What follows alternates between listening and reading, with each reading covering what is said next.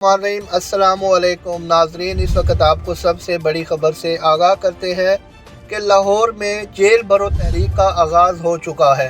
हज़ारों सैकड़ों बल्कि लाखों की तादाद में जो पीटीआई कारकुन हैं वो ज़मान पार्क पहुंच चुके हैं और पुलिस की जो कैदी वैन है उनमें खुद ब खुद बैठ रहे हैं, जबकि पीटीआई के काफ़ी जो सीनियर रहनुमा हैं उन्होंने भी अपनी गिरफ्तारी दे दी है।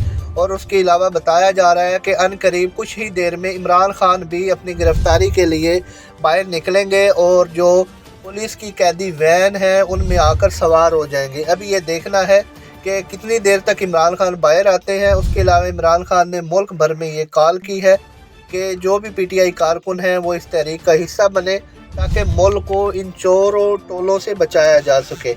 उसके अलावा शाह महमूद कुरैशी, जमशेद इकबाल और असन उमर जो भी पीटीआई के रहनुमा हैं वो इस वक्त कैदी वैन में बैठ गए हैं और उनको पुलिस लेकर जा चुकी है।